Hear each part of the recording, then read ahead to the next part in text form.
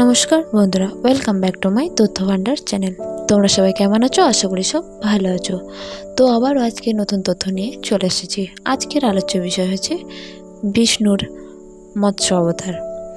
বিষ্ণুর 10 অবতারের মধ্যে প্রথম অবতার হলো মৎস্য অবতার। এই অবতারে বিষ্ণু মাছের রূপ ধারণ করেন পৃথিবীকে প্রলয় থেকে রক্ষা করার জন্য।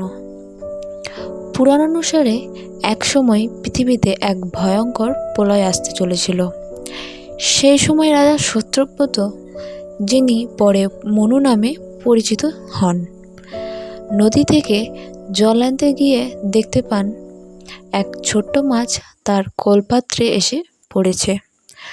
মাছটি তাকে বলে, আমাকে বাঁচাও, বড় মাছেরা আমায় খেয়ে ফেলবে।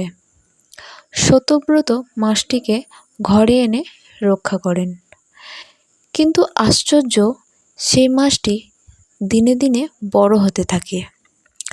কলসি থেকে পুকুর, পুকুর থেকে নদী, নদী থেকে সমুদ্র। তখন সে বুঝতে পারেন এটা সাধারণ মাছ নয়। মাছ তখন বলে, আমি বিষ্ণু, প্রলয় আসছে, তুমি একটি নৌকা তৈরি করো, তবে সব প্রাণী, ঋষি, ঔষধি ও জীবনের বীজ রাখো তাতে। আমি তখন আবার আসব।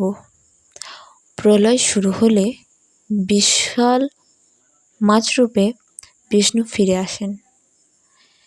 তিনি নৌকাটিকে নিজের শিঙ্গে বেঁধে নিরাপদ স্থানে অর্থাৎ হিমালয় পর্বতে নিয়ে যান। এইভাবে বিষ্ণু মৎস্য অবতারে নতুন সভ্যতা শুরু করার পথ তৈরি করেন। আজকের মতো এই পর্যন্ত। পরবর্তী নতুন কোনো ভিডিওতে নতুন নতুন তথ্য নিয়ে আসতে চলেছি। ততক্ষণ সুস্থ থাকো এবং আমাদের সাথে থাকো। ধন্যবাদ।